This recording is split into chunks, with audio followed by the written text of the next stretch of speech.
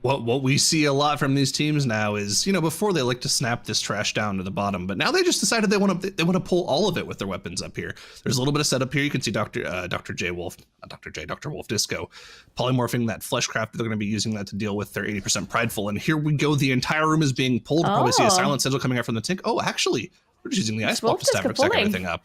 Very smart. I like it. We've seen this used a lot in the pack. Of course, when you ice block like that, everything decides to run to you instead of cast on you. So that's very perfect execution there. And of course, the grip sigil, silent sigil can come out, leg sweep, and then the weapons just go ahead and blow everything up. You can see the massive 250k DPS burst coming out of Ashine.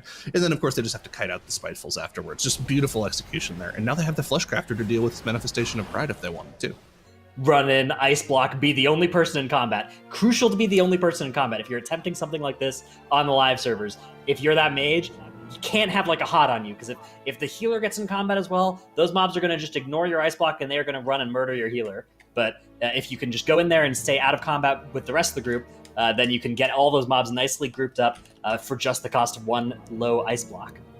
The rogue in this dungeon, the hunter is being swapped for a rogue, specifically for the weapons here. They're playing this legendary that the Master Assassin, giving you more crit whenever you get out of stealth, just to make sure those weapons, the spears specifically, do a huge amount of damage. We see both teams gathering a huge pull here on top of the first boss, just AoEing everything down with the weapons as well. You can see the mage and the rogue doing a huge amount of damage because of the weapons.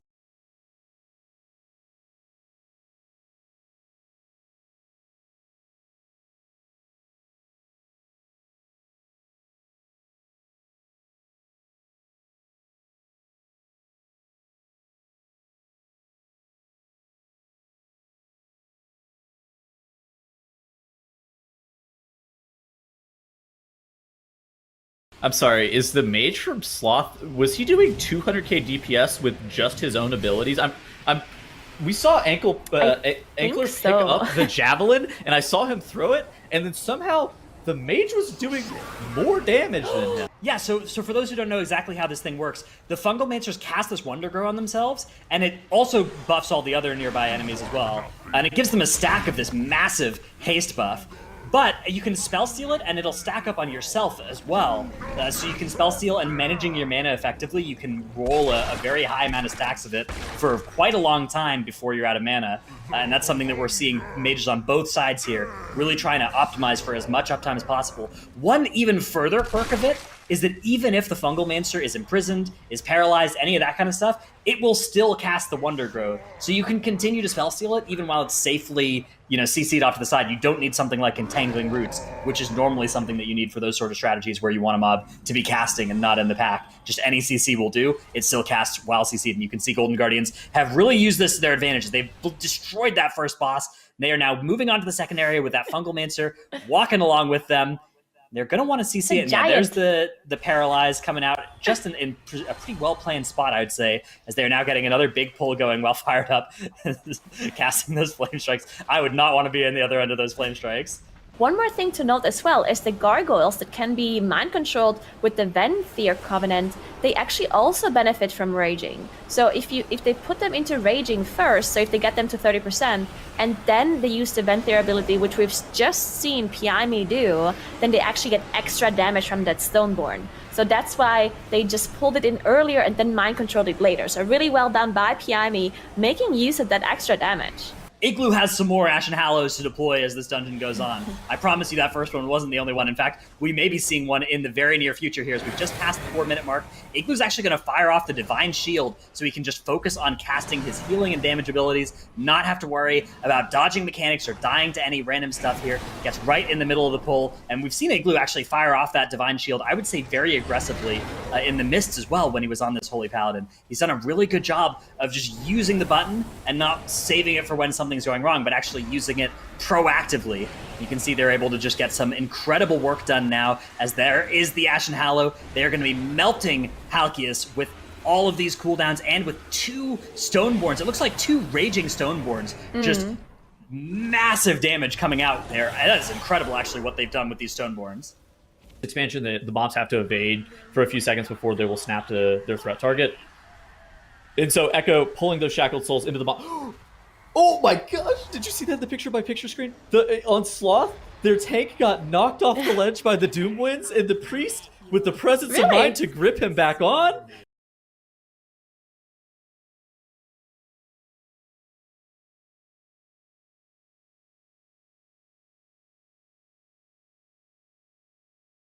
Oh my gosh! Wow, I didn't see that, but that's oh my. Good job, Mr. Priest. That was kind of saving the tank. Wow, because they know at this point how far they are ahead, right? Okay, so it looks like they're doing it anyway, which is really Sally going down. They don't have a battle res. This is actually gonna be a full. This is gonna be a full team wipe. They're not gonna be able to do this. I don't think so. Without the healer having those, actually Fragments somehow managed to survive. He Shadow Melted off. It might be. I mean, if they avoid all of the. If they actually avoid all of the charges, but the AoE damage that the boss casts actually still does damage even through the shield. So, I mean, it might be possible. Let's see if they manage to do so. If we see the Gloom Squall coming up, Gingy might have to use Cauterize or whatever. Oh, okay, so he actually did Cauterize. Yeah, this looks fine. Gingy can blink this charge. You can actually not get hit by it if you just outrun it or you blink it or whatever. So it looks like Gingy avoided it. Fragments did not. So you have the bleed effect on Fragments. But DKs, they have a decent amount of self-healing, right? So it looks like he's actually fine. Maris also having a bleed on him. Fragments jumping really low. No, Fragments going down, unfortunately, with that second bleed effect. Still 9% of boss HP to go. I mean, this might be doable. I think they can do it. It's really scary. Miraz is sustaining over 2k HPS currently. Yeah. He's casting Vivify. He's casting Vivify for actually just the first 20 seconds of the boss after Azalea died, trying to get the rest of the group stabilized. I think they should actually rest Fragments when their rest is coming back, because their rest is coming back soon. I want them to actually rest Fragments instead of Azalea. the rest who needs a healer? I mean. The res comes up in like 30 seconds now because it's at 20, but then they have the 20 seconds of death differential. True. Yeah, true. Yeah, it's still gonna be a while. I guess at that point the boss is just gonna be dead. Maybe. This is definitely a feat. I think we've all been here where somebody dies and you end up 4-manning the boss for an incredibly long period of time. Echo doing a really good job of being able to stabilize, and again, I guess it's very unfortunate that they had multiple deaths, but it was like I was talking about earlier. They were able to kind of minimize their losses. They actually did rest Fragments. I like it. Good job. As Gingy is popping the combustion using the ice block as well, and they're just there we go. They finished with about who needs healers really. I mean. You're gonna get a JB tweet for that. JB's gonna tweet about this now, talking about the necessity of healers. Never ever seen the healers so disrespected. Unbelievable. Making sure that pride does not get engaged. They'll be grabbing it later on. Ooh, okay. So interestingly enough, they got the good mini boss for this wing. Did you know that you can get this mini boss if you walk up and start the RP whenever she's casting the charge? Oh my god, this is one of those myths that people think are true, and then it's like, oh, I tried it 2 times and I got the good one both times. So it's actually, I think it's about the damage instances that the mobs take, not necessarily about the timing of when you actually walk. How certain are you about this right now? Oh, Sanguine. Okay, she did charge out of it. Okay, not too bad. That's a bad question because I'm not certain at all. Okay, there's ways to get it consistent. There's ways to get it consistent, but there's a lot that's going on with it that makes it hard to get 100% of the time. But I think it has to do with like the most recent mob to get like meleeed with the special attackers. There's a lot going on. That's what I heard too, right? Like I heard 2 different things. Like some people also said, like on the next duel when the shield is down and you pull them, then you get the good mob. And then Fem said if the melee, like whoever is melee swinging at the moment and so on. And then he tried it and it didn't work. And he said, oh, he was just slightly too late. That was like, yeah, okay. Well, okay, so the champions with the shield, the reason that doesn't work though is because like always whenever the person has the shield up, it will always win the duel because it has the shield up, right? And so that's why that's like that. But I don't know. There's some weird technology with it. Nobody has it consistent yet. We're working on it, okay? We will figure it out eventually. And we will have a perfect way, and then we won't tell anyone. Basically the end of that for Gargoyle. I mean, for them to win here, not only does Obey Alliance need to wipe at this point, but Gargoyle also have to find a way to handle those two Kyrians without their spears, and with both of them having that ability from the worst mob to have died first as well, that far right mob. Hey, this is rough. So interestingly enough, Obey Alliance gets their first set of orbs to spawn before the first intermission, and they do that by hitting the achievement javelin onto Devos. Ooh, look at that! Now they actually just launch the 10% javelin straight into the boss, utilizing all those extra free orbs that they ended up getting. Did they completely miss the intermission by doing that? It looks to me like they didn't have to do the intermission. Yeah, that's insane. They hit him right as Devos was going to do the intermission leap, and they just smacked him immediately. Oh, that's sick. There is currently a bug with this final boss in Spires of Ascension where I believe the way it's procced is if you use the intermission spears after the first intermission phase, right? The meta achievement spears, the boss will just keep spawning orbs outside of the phase. And then you can use that to skip the whenever second you throw a intermission just spear, to full it boss spawns damage. one set of orbs. Yeah. Oh, is that what it is? But yeah, the fact of the matter is it's a bug that the teams are aware of, right? Yeah, the fact of the matter is a bug. All of the teams are aware of it, and they're allowed to use it because it would be kind of weird for one team to get it and one team to not use it. So they all know about it. They're all allowed to use it. It just makes this boss go by much quicker. And you can see how much faster it is having access to all the spears here. The boss now dropping below 15% for Echo as Perplex is still dealing with that final pride that they were unable to skip. And it's just going to be a clean first map win for Echo here with only one death. He pulled in a the pride. raging- He pulled the pride. It's not going to matter. The boss is dead. But he said toxic. Still Sally very of clean run, DMing. man.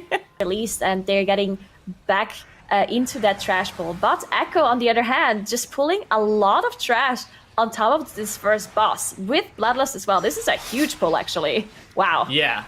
This is a very scary pull, but it's definitely facilitated by them being able to have that prideful buff. It allows them to be able to just kind of burn straight through these ticks before too many of the engorges go off, before too many of the brute slams end up hitting the tank.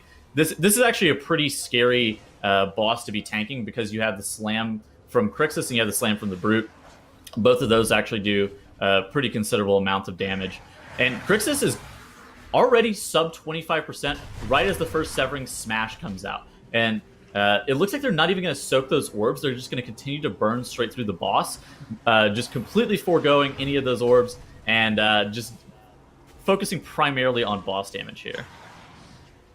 Yeah, huge amount of boss damage as you can see, Crix is just melting, going down here. Looks like they tried to avoid as many orbs as possible here at the end, but the boss was just not dying fast enough, so Zalia had to soak 2 extra orbs. Echo still a slight lead just due to the fact that they were faster on the boss, now making their way towards the next Portal Guardian, towards the next Soulbinder and the Bone Mages over here, pulling 3 Bone Mages, 1 Soulbinder, and then the Portal Guardian. Whew.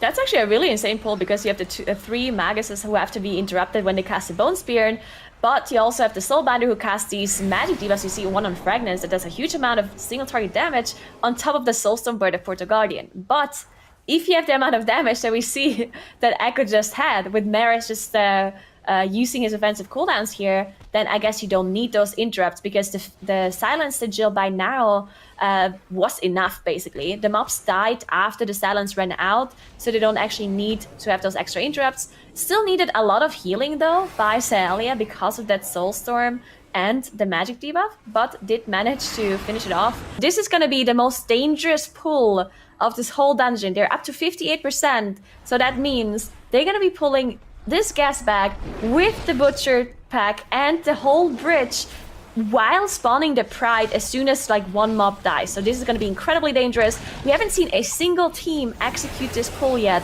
on the tournament. Yeah, this is so rough, especially with those Grievous stacks going. Now the Pride is starting to tick on everybody as well. The Sanguine Puddles needing to be dodged, dodging the Prideful Eruption as well, and dodging the Fronty Backle, and Golden Guardians have done it. They have made this pull look so easy, but that is so hard. And this is a pull that has caused them problems even before Sanguine and Grievous were in the mix in previous weeks, but they have made it look like, I mean, they've made it look so good. that's something that even Echo wasn't able to execute cleanly in their run earlier. So I mean, this is such good news for Golden Guardians, the fact that that worked out so well for them.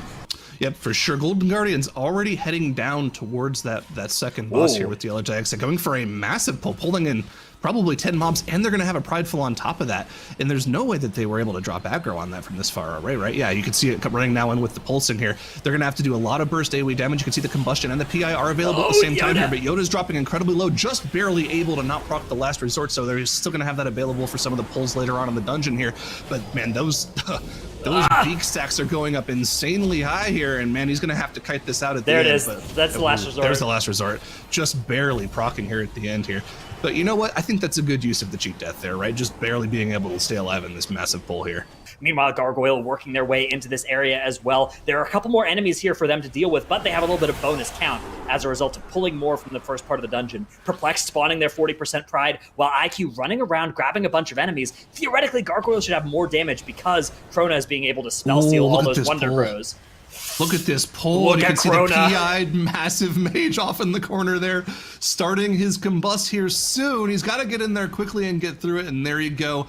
He popped that combust kind of early there, maybe a little bit scared that they were going to go down. Should be fine with all that damage buff, and you can see, dude, each flame strike is doing like almost 1 million damage on that pull, and it gets killed in like 3 flame strike casts. Cauterize was procced for Krona there, and Ico is dropping incredibly low too. Looks like they're going to be fine though, especially with that giant buff for this Prideful. They should be okay. But man, that looks a little scary there, and he's getting even bigger still. And the thing is, they're going to be able to carry this as long as they want to as well too, because he's going to have that Prideful buff pretty soon, which will let him keep regenerating mana. And this is the one thing that I don't like about this route. This is the thing that really slows down the route for me. I hate the squad leader pull, and it looks like Perplex does too, because they're taking this pull and they're just pulling it over into the other pull as well and trying to make this as big as possible, pulling everything on top of Ventanax here. Oh, wow. And man, they are going for it here. And look at that. Look at this cooldown management from them. Everything is available. The combustion, the true shot. Ashine drops to literally 1% health and then back down again to below 10%. But Ryzen is just barely able to keep him alive. Dr. Wolfgo gets the charge from the boss here, but is able to instantly ice block that off and save the Cauterize for later on. And check it out, the AoE is all dead for Perplexed. Man, they literally, they had to have heard me casting, right? Because those squad leaders reduced the AoE damage done, and you can see how much time they lost from CCing and doing damage to it. And then like, you know what? No, we're just gonna skip this and pull everything on top of the boss. And they've got more trash percentage now, and they're further ahead on top of the boss. 20% for Gargoyle and 25 for Obey Alliance, but look at that, the combustion is back for Obey Alliance, so they are going to be melting the boss a little bit now. 15 for Gargoyle, 17 for Obey Alliance, but it is falling faster. These bosses are now on the exact same 1% still ahead by Gargoyle. 1% remains, and now they're hitting the same number. That's the exact same number here between these two teams. They need to be able to dodge these statues as well while they're pumping just as much damage. But Obey Alliance is overtaken. Oh my gosh! Oh, this is going to come right down to the wire. I'm touching up the boss. You gotta kill this boss, bro. Okay, so the boss is gonna go down. We're gonna need to check the time through the in-game timer, because this is too close to call. A death right at the end.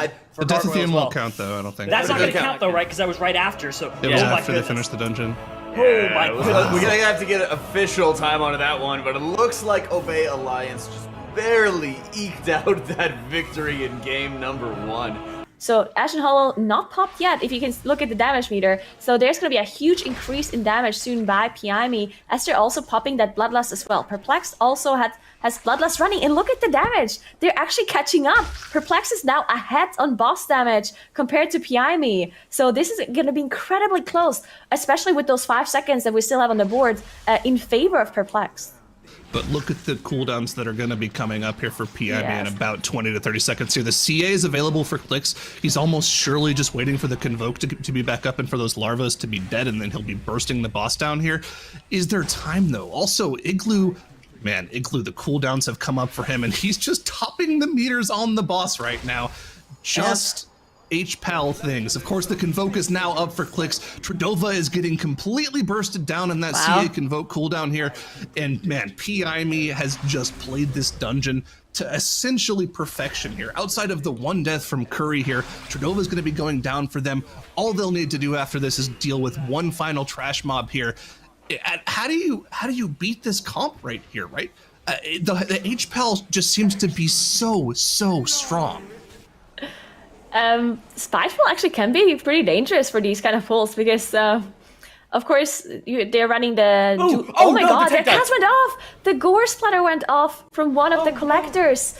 They didn't interrupt it, and it's just going to be an instant team wipe, as it just does a huge amount of AoE damage to the whole group if that Gore Splatter does not get interrupted. So very unfortunate for them. Thankfully, they're not going to be losing as much time because it's not like a boss or anything that they have to replay. Most of the trash packs were already dead. So, but it looks like the Pride dead? The Pride, Where's their Pride? I think their Pride might have snapped downstairs. I'm not 100% sure. Is that why Ankler can't release? Is the Pride downstairs and it's going to snap back up at 20 stacks? It should come eventually. But it's going to come at 20 stacks and it's going to wipe you. Yeah. Yes. This is bad. bad. That is actually exactly. This is really bad. This is so bad. Okay, this is incredibly bad. So what happened was that they wiped, and one of their damage dealers released immediately and was still in combat with the pull because some of your bleeds and dots are still ticking. And then because they were the only ones alive, I assume it was Ankler, and then it all snapped down to Ankler because there was no other target for them to hit. But then the rest of the team released and they went up, and then, disaster just happening for Sloth here as the Pride finally is coming back up. But as Tettles mentioned, it's going to have 20 stacks and there's no way they can deal with this. So just a very unfortunate, just set of events here for Sloth. I mean, they were doing so well, and then this whole thing just... Oh no. So Hakar dies for the Guardians just as it gets pulled for the Alliance. There they go, the Bloodlust and all of the cooldowns, the Ashen Hallow coming out. And I don't think they're going to get another Ashen Hallow. I think this is the last Ashen Hallow of the dungeon. So here it is. Less than 4 minutes until this thing is over. So this is their last big moment of huge Paladin damage. You can see competing with a combusting mage and surpassing him. Oh my goodness. And that's even without PI. The PI wasn't off cooldown. Imagine how much more damage he'd be doing if he had the PI too. He's still holding at 20k DPS, and they're more than 30 seconds into this boss. This is just the strength. They're extending their cooldowns. They're slamming those hammers. They're doing so much damage. It's utterly ridiculous what they can pull off. And then once again, look at the boss splits. The boss 3 split for Obey Alliance. Again, 25 seconds, and they just didn't get a blood barrier at all. Is that real? I didn't see a single blood barrier go off. That or they popped the shield instantly. Health Wizala has. So keep an eye on that trash damage. Actually, you can see Fired Up is not even trying to go for the AoE damage. He's just pumping a single target combust because they know that this dungeon is going to come down to the single target damage that both teams are able to pull off. And Obey Alliance absolutely has the advantage in that regard. Got to keep an eye on what Ashen Hollow is going to be able to do here without that Ashen Hollow because the wings is off cooldown and they're going to be doing damage. There's no way it's back up. It's still on cooldown for another minute, I'm pretty sure. All right, so he's just going to be hitting with that hammer, smashing damage into Mwezala, and Mwezala at 15% health for Obey Alliance, so it's at the same health as the Golden Guardians, and the Golden Guardians have to kill both of these trash mobs, but 14%, these percentage points have so much health in them. This is a boss that has so much health, so even at 14%, oh no, Obey Alliance actually gotten the 13% ahead of schedule here, so Obey Alliance is way ahead on the numbers, but there's 10 seconds at the end. Once the Obey Alliance finishes their dungeon, Golden Guardians will have 10 seconds to finish as well because of the death differential. This is going to come right down to the wire. You can see everybody just pumping as much damage as possible. JB not worrying about healing everybody at this point. He's just also pumping damage as much as he can here. They just want to use those health bars as a resource, not worry about healing, just finish this dungeon as soon as possible. There's the time. Time for Obey Alliance. 10 seconds. Here it is, 12% and 2 trash mobs that need to be finished for Golden Guardians. This is going to be so close. 4 seconds. Myzala at 11%, and there's the timer. That is the end of the game. Obey Alliance takes the win. Wow, that was so close. It can be really hard, and you kind of need all your cooldowns to kill them. They're going for it. They're going for all 3 without the Pride as well. So this is going to be huge for them. If they can make this work, that will be incredible because they don't have Prideful. They do have Bloodlust. So here comes the Bloodlust. Here come all their damage cooldowns. They're going to line them up with that Kyrian Spear as well, which increases the damage taken of those mobs. But they need all 3 of these to die at the exact same time because if one dies early, the other 2 will full heal and they will wipe. All right, they're out of the spear now, which means all three of them are going to be pushing into that Raging Affix at the exact same time here. Got to keep an eye on Skylark here, as his health is going to be completely yo-yoing here. And remember, they can't just kill one of them off. They have to kill them all at the same time, otherwise it's going to spell disaster for them. This is a make or break pull for the dungeon. They've committed their cooldowns, they've committed their bloodlust here. If this doesn't go down, it's going to be a problem. And 40 has gone down for Obey Alliance here, which means their ability to shred these three together is not going to be nearly as good. And with no cooldowns available and the debuff stacking, they have to play exactly perfectly here. They do have the touch of death from Chompy here though, so that's going to be a very big help for them. One mob goes down, and all three go down, and Obey Alliance have somehow, some way pulled that off. And that is disgusting play from them, but they're going to have to deal with this Prideful now. They're not able to spawn it in the corner. That is going to be a little bit of a time loss, but I think with all three angels down, that's going to spell the end for. So that's all they're going to need. Zaylia is going to just press wings right now. Hold on, wait, he pulled the dental drill. Yeah, pull the dental drill and just face tank that first hit. Doesn't care about it at all. Okay.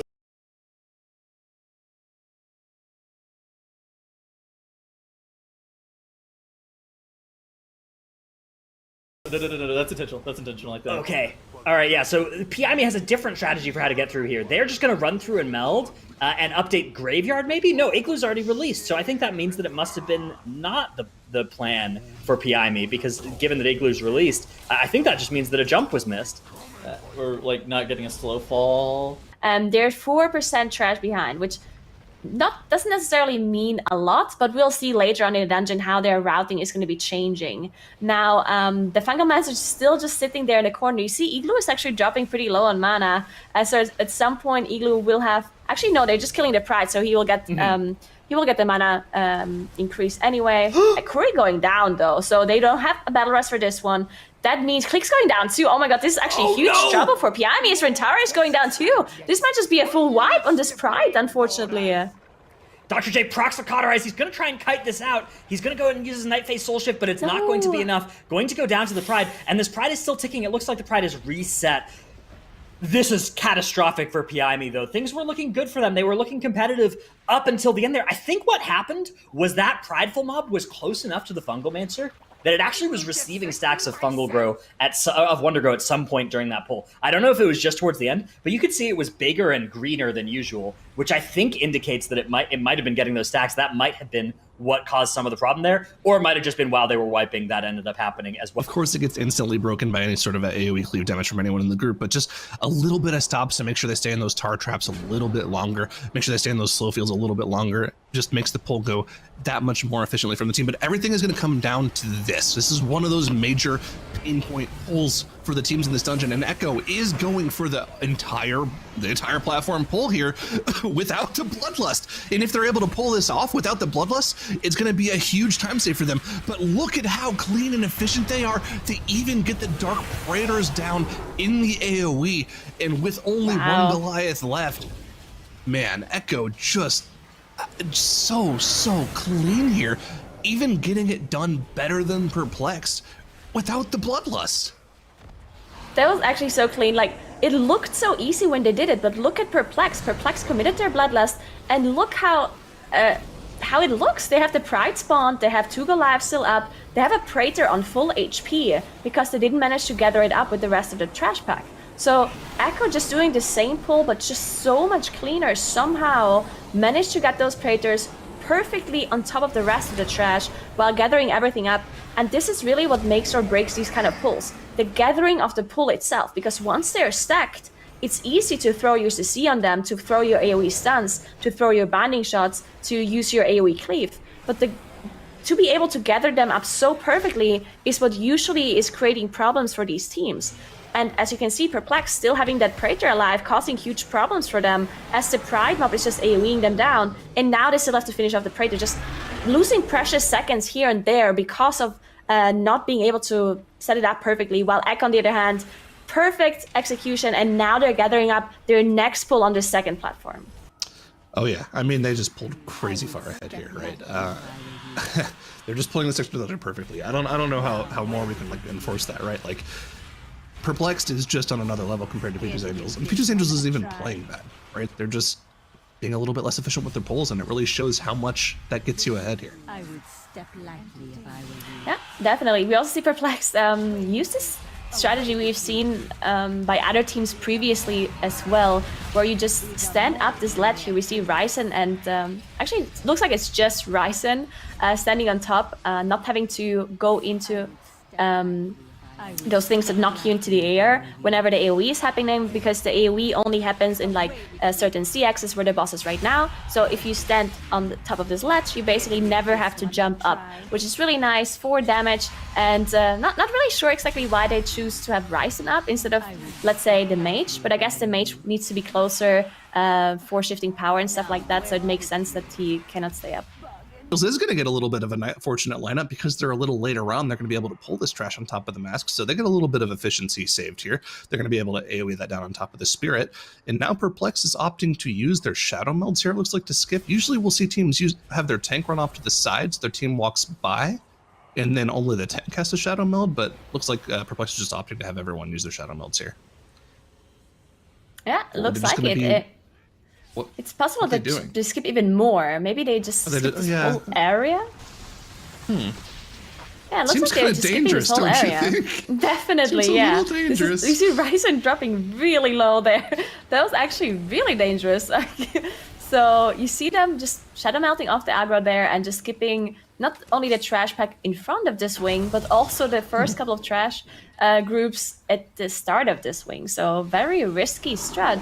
Like shadow melt off some of the aggro here, but the Pride, they're still in combat with it. Looks like they tried to skip it, but didn't manage so. And now Kuri did manage to get rest back up. So small mistake by PIME. But yeah, Golden Guardians so far ahead at this point as they're already fighting Dr. Icarus, just pushing that second phase here.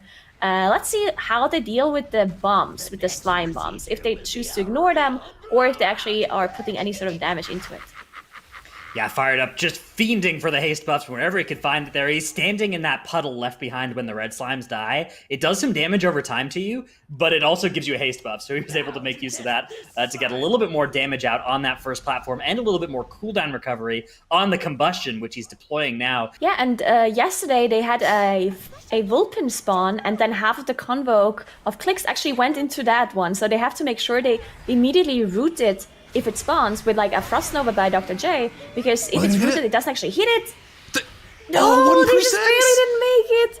Okay, and the same thing happened again. Look at the Vulpin. The Vulpin's is on 70%. Oh, they got it actually.